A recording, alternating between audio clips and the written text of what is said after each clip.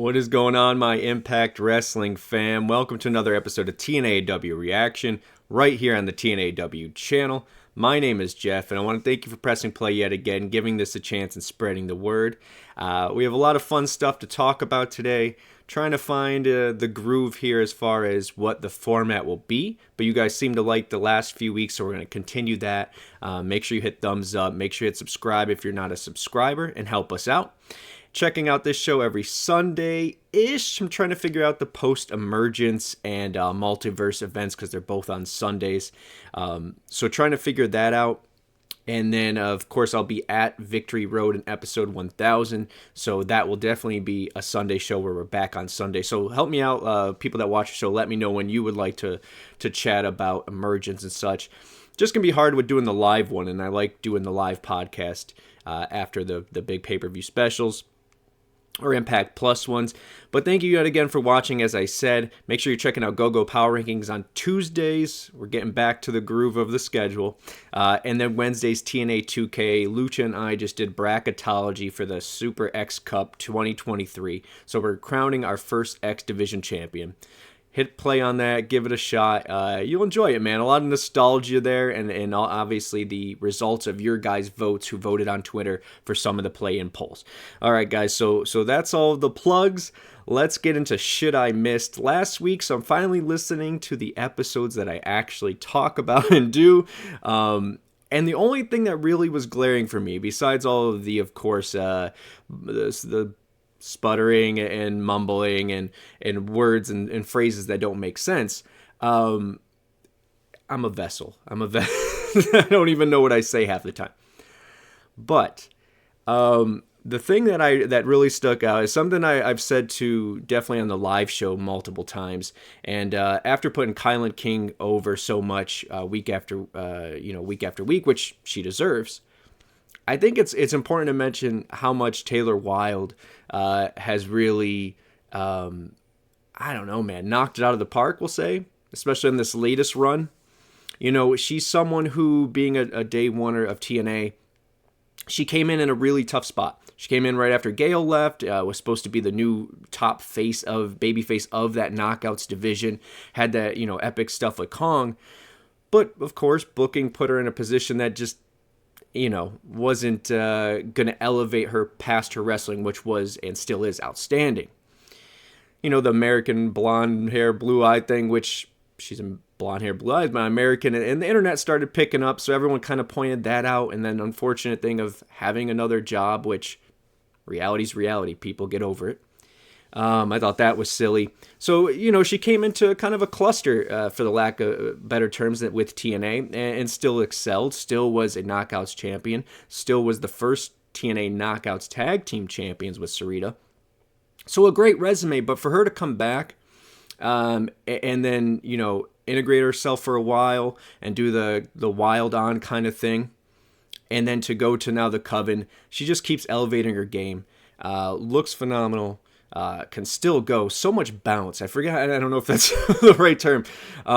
Maybe after this week it was, but just her spring and her step in the moves and the believability in how she wrestles. I've always appreciated that and continue to this day. So shout out to the great Taylor Wilde and her show also on Impact Plus app. Check that out. Good stuff. But let's get into Impact on Access TV. I want to start with, we're starting with ABC versus Sammy Rich, the other first-round matchup of this tag tournament. But I got to give a shout-out yet again to Chicago, greater Chicago area. This crowd is phenomenal.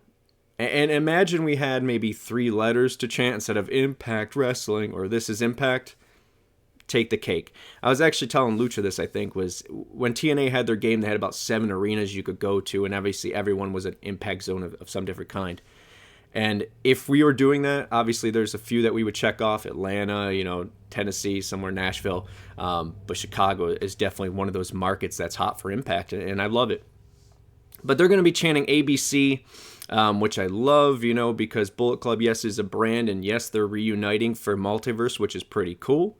I think ABC, creating your own IP, is important, and ABC is obviously over. So I love this. I don't want to get too much into it because I know there's a question as far as comments. Your guys' comments, keep them coming. I thank you.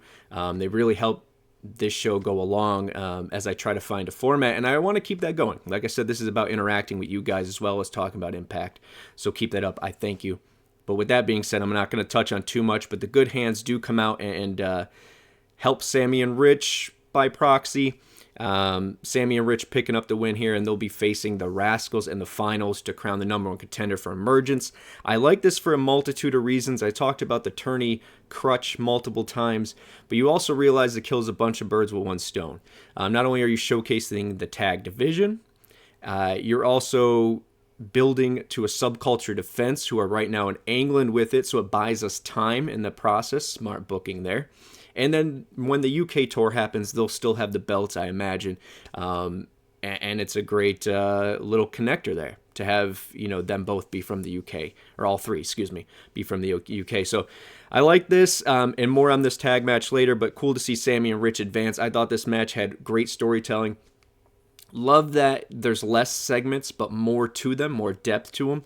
And there was a moment where they started off hot, and Sammy and Rich were definitely in control. Pile driver on the outside, I believe, or on the apron. So some good stuff. And you're like, oh, shit. And they just kept playing back and forth, pulling the strings. And at the end, I really didn't know what was coming. But we'll talk about that later. Next up, speaking of the tag division, they're going to book a match here that I thought would happen at Slammiversary. I mentioned it when I was predicting those matches. It's going to happen at Emergence, which I'm excited about. Because as much as they're talking about the men's tag there, you got to talk about the knockouts tags, which is, at this point, just as hot. I've spoke on the Coven of how greatness, and obviously Taylor Wilde just now, but as a unit, as separate entities, good shit. And here they're going to be talking to Santino, who's just trying to enjoy himself. Love Santino, love the backdrop here, showing some aesthetics and character to the sets as well as the individuals in them. But Santino's going to talk to the Coven, and they want their rematch, which they rightfully deserve. And especially after picking up a win over Deanna and Trinity, they should definitely be in line, if not at the top of it. MK Ultra already scheduled to face the Shaw Taraj, Giselle, and Savannah Evans. There's one of those shit I missed. And Savannah Evans. But now the Death Dolls want part. They're doing their shtick is I don't want to get too much in next. I think we'll talk a little bit about them during Steve. But they're going to join doing their Bill and Ted and saying, hey, we want to be part of this as well.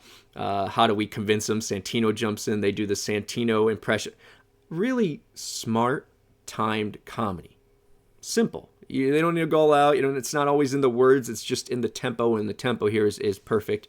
And then eventually MK Ultra comes out and says, we'll take them all, which music to my ears. And this, once again, is just showcasing what the depth, the progress, that's the word, the progress of this division. I said for a while it's 2-3 tag teams steps forward, 2 come back, we're back to 1. Now 2 to 3. This is the first time where I feel like the momentum is in there. Everything's aligned, the stars have aligned, and we have 4, if not 5, do we have 4? At least 4, obviously, viable tag options here, man. So I love that. Next, we're going to move on to Bhupinder versus Dango. I'm going to start with Bhupinder, and I'm going to start with the good man. This kid, every time I see him in the ring, adds something new, feels smoother, feels more comfortable, and I like that. He's put a little money into the gear. I like that as well. But the arrow and the thing, I said this when it comes to Yuya last week, and I think it's poetic that I talk about it a little bit this week. The kid has it, I believe. Once again, who am I? But hey, at least I'm saying something positive, right? But natural charisma could break barriers.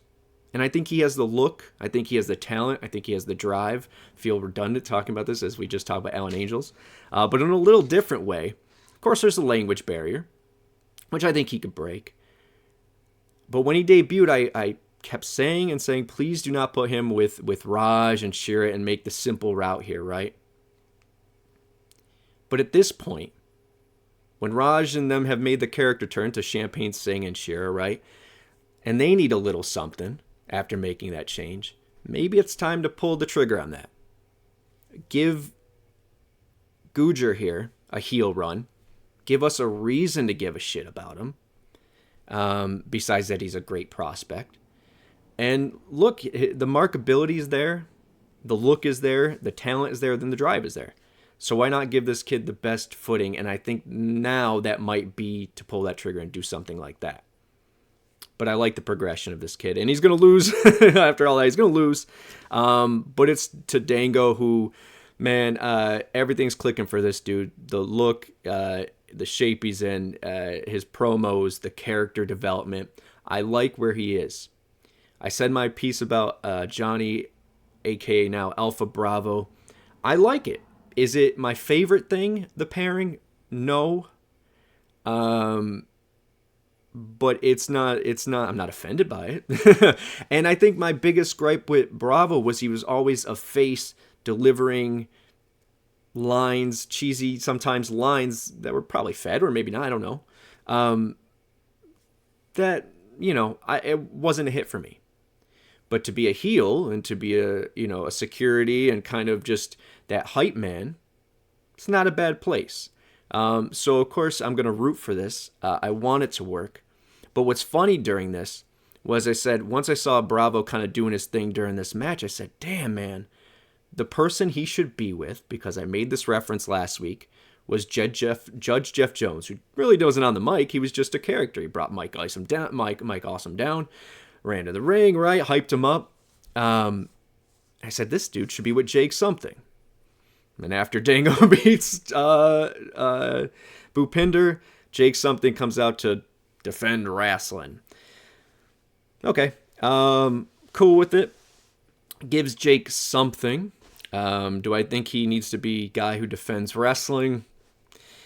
No, but I would love if for some reason this was to do a swerve. No, I don't know if swerve is the right term, but a switch, a face heel turn, where Dango, who is now and if you could get him the right music, a popular, but not too humorous character, while Jake maybe gets that heel push with a Alpha Bravo next to him. I think that could work, but anyways, we're going to get a little program between them, it seems. Next up, design. Diener's not a failure. And, I like this. Presented Khan as a big deal. Presented Diener still as a madman. Still think the name changed to take him seriously. But is what it is. I like the lighting. I like this, not to jump around, but to the Diana segment that's a couple ahead. The lighting there. I said the same thing about the setting with the brick over there. I know these are little things, but they're little big things. And I don't know if they're ever going to sell this to another channel. I doubt it. If that's their goal. Not that they couldn't, but the goal. It might just be to build up access. Regardless, I think every week you should put on the best looking, the best running, and the smoothest show possible. And these little things like that give it color and pop definitely help the eyes. But next up, we're going backstage to Swinger, and Simon Diamond's going to get some love here. His name in the news out of people's mouths quite a bit this week. This from Swinger, and then, of course, from Nick Aldis in the sheets. But Swinger's going to talk about his ex-partners and going for gold and all this before Kenny King comes in. So is that the gold Swinger's going to go for? I don't know, but love to Kenny King. Love that the DMC is on the TV, and I love that the DMC is the DMC. All right. Next up is Lish and Eddie, and they're coming out to take on Jody Threat, or Lish is, but Eddie's going to be in her corner, as well as Kenny. Not Kenny King, but Kenny the Kendo Stick. Love what Jody Threat's doing, man, because it is, she comes in a time where the knockouts are stacked. Tag division's filling out. The top of the card for the knockouts is filled out, and there's, I think, some returning pieces we'll see. But and Mickey obviously looming in the shadows, I hope. But Jody, comes in here and continuously, even though they're not big segments, they're not barn burner matches. She had a couple, right? I think she wrestled Deanna, and yeah. But they're good to showcase what she brings that's different. And I like that. It keeps her fresh because we're not really seeing her enthralled in something huge yet. So it keeps her fresh. She comes out there. And I said this before. I'm going to keep saying it. It's a new version or a new era of ODB for me. It's that knockout that comes out, has a total different style when it comes to in the ring. Music plays and is hyped from bell, right until the bell rings and then continuously. And the crowd gets right behind her, man. I like her.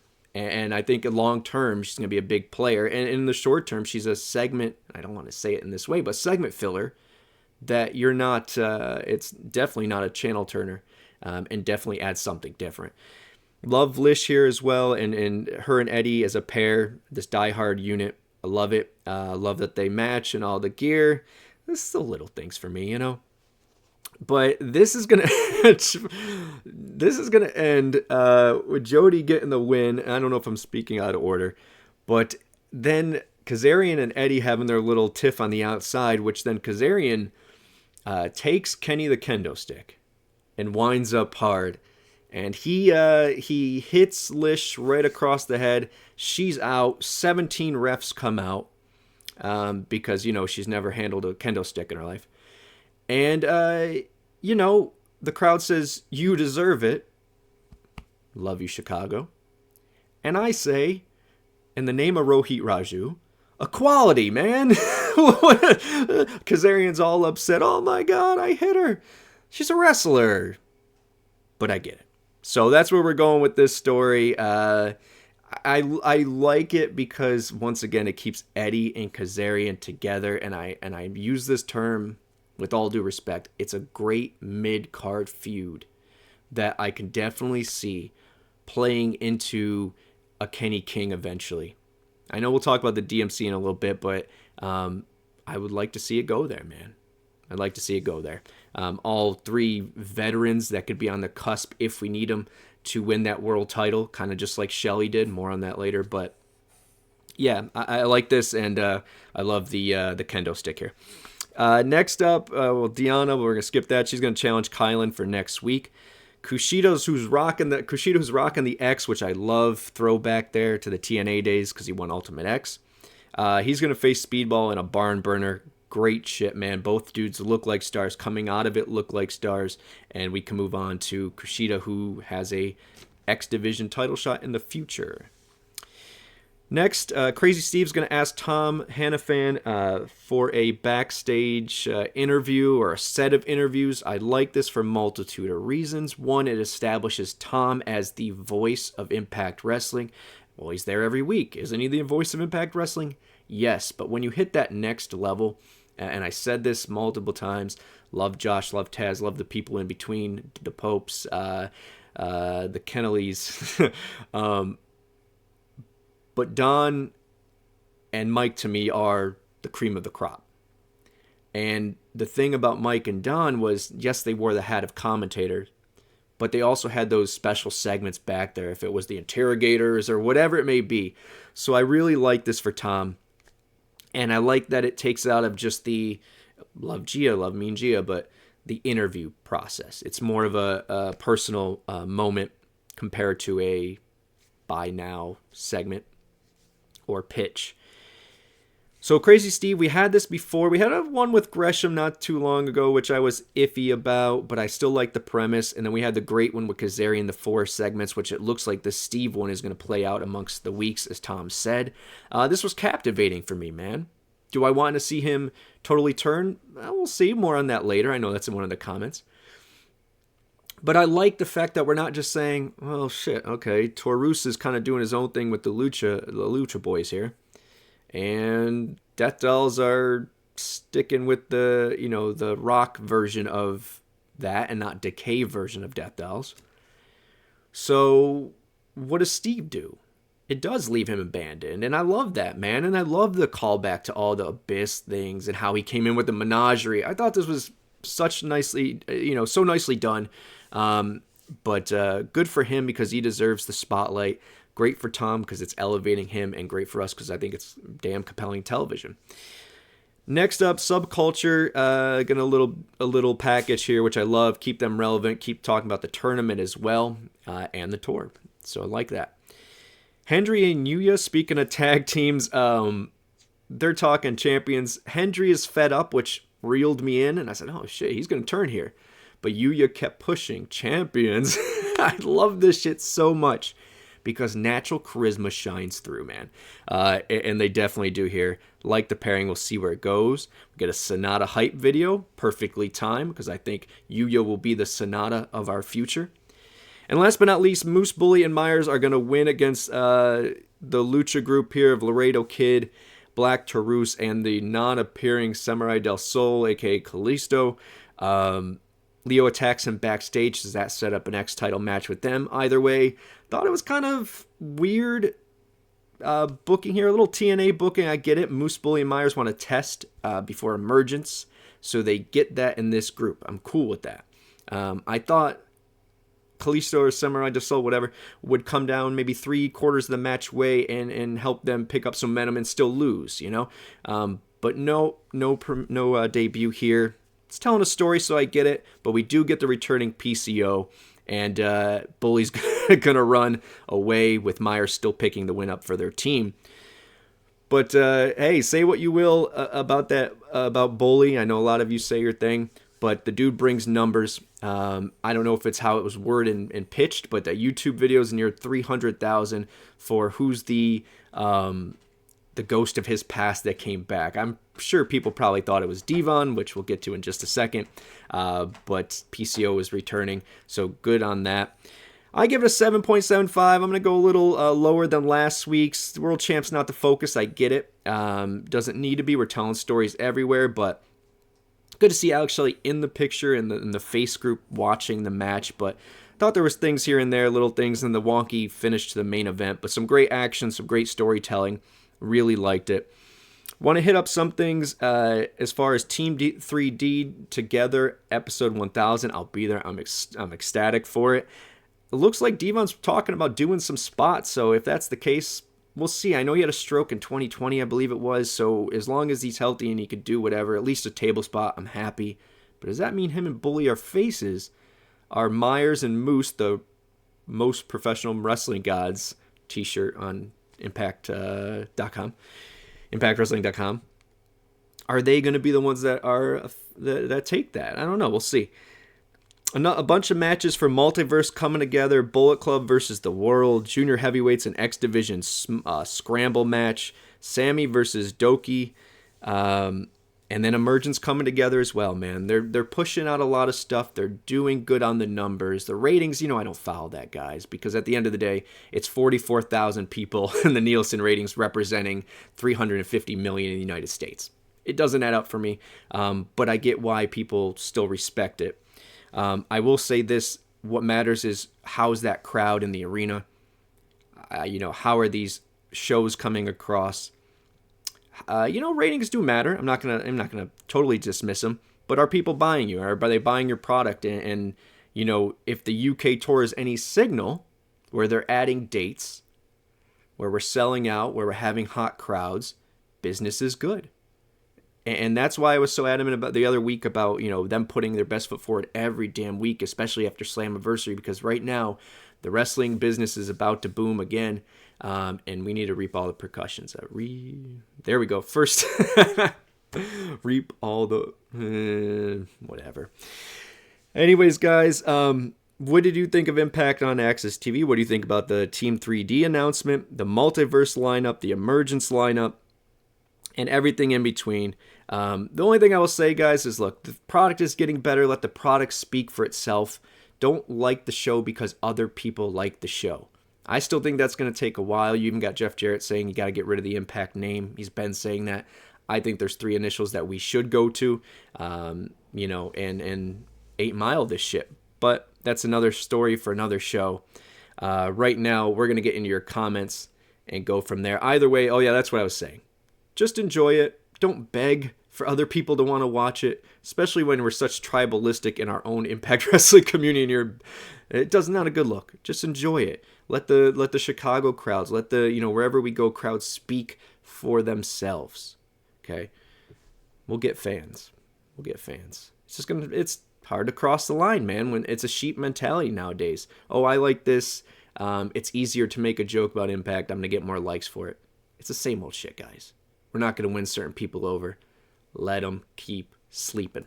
First comment up, Gary, our buddy Gary. Great video as always, Geoff. Thank you, buddy. I agree with what somebody said to me that Deonna versus Trinity should be a main event emergence. It was another bang-a-rama of a show this week from Impact. I agree with the bang-a-rama. I'm okay with Deonna versus Trinity. It has the most meat on the bones, even though the 4 versus 4 is intriguing. It has, obviously, world title implications. So, I agree. Our buddy Millard here, he's actually got 2 in a row. Great show, Geoff. Thank you as well. Make sure, guys, all the great show, I appreciate it very, very much. I love you guys. I thank you. It makes me weird saying saying those comments, but I do thank you. Make sure we're telling friends. Let's pass on the word about this great show. Chicago crowds love Impact Wrestling. Also, I can't wait for episode 1000. I hope we get a few unannounced people coming in. I wonder how long before the Shaw Taraj interrupts the Beautiful People segment. Yeah, last week I asked you guys to give me some examples of who you think could come in. And Millard saying here he wants surprises. As who you think could come from the WWE. I don't know, man. Maybe something of Get Ready to Fly plays. Just saying, man. At least Biss, right? We got it. At least the producers, maybe Petey and Abyss. Won't get our hopes up, but either way, we have some great people coming in. The Beautiful People, Awesome Kong, Team 3D announced so far, so it's a great start. Comment 3 Millard, Geoff, Jake, something kind of reminds me of Hercules Hernandez. Popped when I read that, buddy, but a little more agile. But I assume most people would say that he reminds them of Mike Awesome. Yeah, that's what I'm making the comparison of. But either way, whoever you made the comparison of, the dude's a killer. Dude's great, and he will be a star if utilized correctly. Love May 5512, what's going on, buddy? First time seeing a comment from you, so thank you. What you think about them turning Jake something heel and giving him a manager? I think with the right mouthpiece, he could be a monster heel. I believe Io followed up with that, saying about the hype man thing I mentioned. So thank you, guys. Love May, thank you for your comment. Yeah, I agree, man. I was just obviously talking about that, so step over myself. But doing that switch would be cool, and if they don't do it now, regardless, I like that pairing, man, especially with the security look for Alpha Bravo. I think that works, especially with the music and then just coming out, getting the entrance down pat. It could be a thing. It could be a thing, man. And definitely a momentum change or a tempo changer. I'll say that. You have 1 segment, 2 segment, whatever it may be. He adds something different. He's going to come out and handle his business.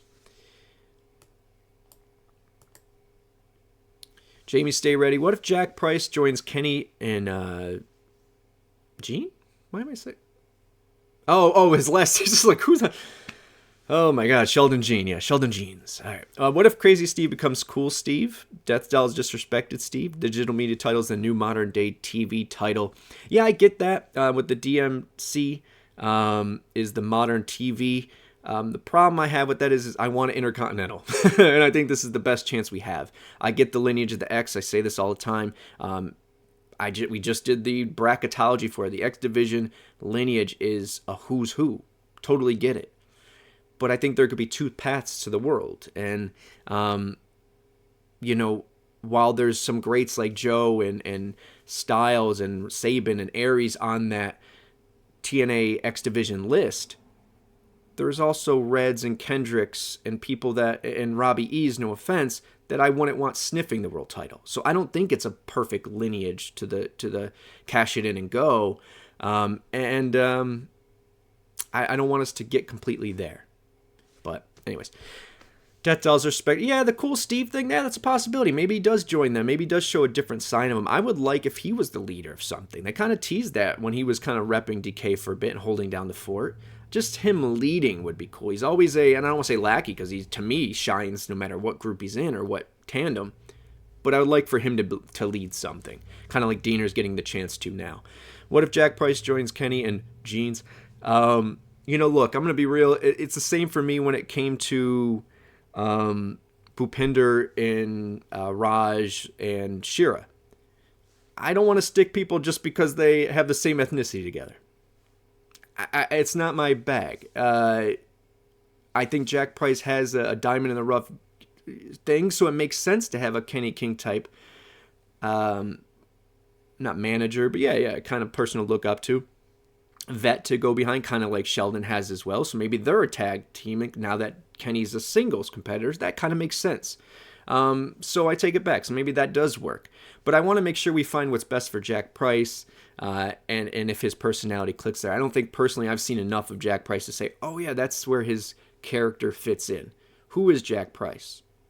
I want to find that out, and then we can decide. But I get the pairing. Thank you, Jamie. Norris Sparks, the more the better. 30 minutes is fine. Well, good, because we just passed it. Thank you, Norris.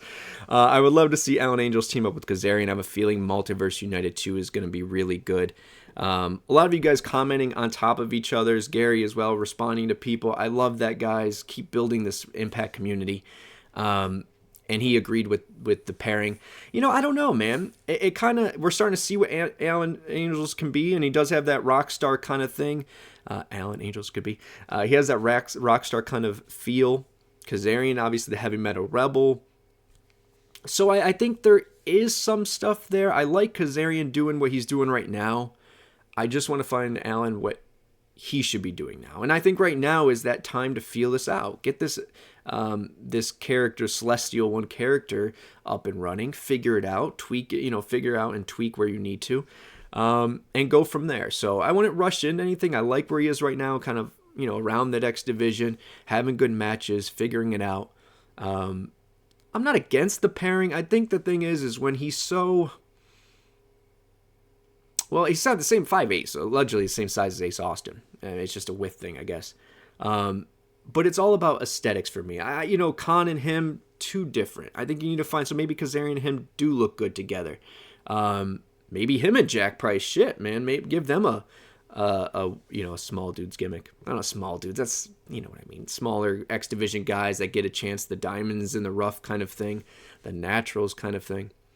But thank you, Norris. I appreciate you very much. And last but not least, Sky's Blur 23. I think Rosemary and Jody should both do different finishers. F5 is so played out.